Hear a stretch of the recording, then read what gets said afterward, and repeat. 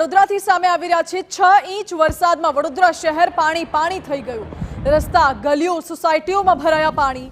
સુભાનપુરા રોડના આ દ્રશ્યો જે વરસાદી સ્થિતિનો ચિતાર આપે છે।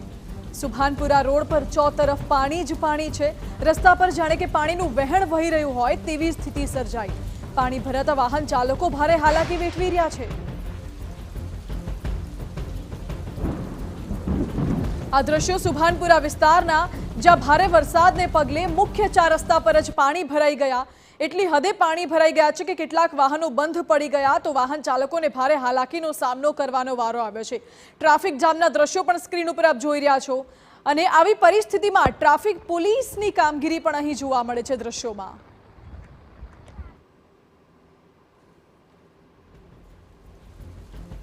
જ્યારે બીજી તરફ સયાજીગંજ વિસ્તારમાં તો સ્થિતિ ડરામણી છે।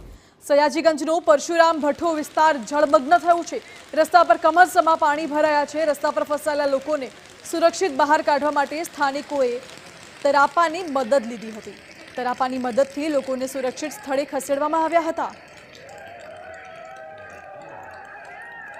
જ્યારે વડોદરાના રાવપુરા વિસ્તારમાં પણ એટલા જ પાણી ભરાયેલા છે। વાહન વ્યવહાર પ્રભાવિત થયું છે। રસ્તા પર પાણી ભરાતા વાહન ચાલકો અટવાયા હતા। એમજીવીસીએલનું રસ્તા પર પાણીના પ્રવાહ વચ્ચે વાહન અટવાયું।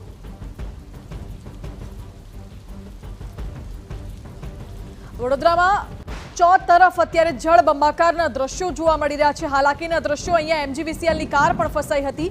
સંવાદદાતા પ્રશાંત ગજ્જર જોડાઈ ગયા છે। પ્રશાંત, આ દ્રશ્યો આવ્યા છે, એક તો પહેલાથી ભારે વરસાદને પગલે લોકો હાલાકી અને એમજીવીસીએલનું વાહન ફસાયું છે। શું વીજ પુરવઠો કે એવી કોઈ સમસ્યા લોકોને થઈ રહી છે?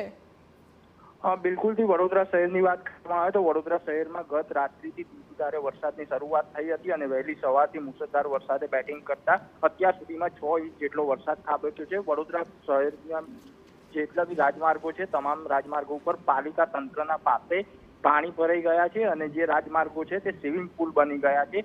વડોદરાનો જે સયાજીગંજ વિસ્તાર છે તેમાં પરશુરામનો ભઠ્ઠો આવેલો છે। પરશુરામનો ભઠ્ઠો આખો પાણીમાં ગરકાવ થઈ જતા ત્યાં તરાપા ચડાવવાની સ્થિતિ આવી છે અને તરાપા દ્વારા લોકોને રેસ્ક્યુ કરીને તેમને સુરક્ષિત સ્થળે ખસેડવામાં આવી રહ્યા છે।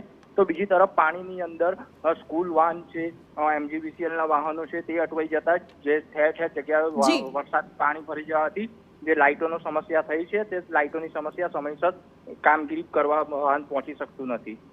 જી પ્રશાંત, આભાર આપનો। એટલે વડોદરામાં અત્યારે ચોતરફ જળબંબાકાર જોવા મળી રહ્યું છે।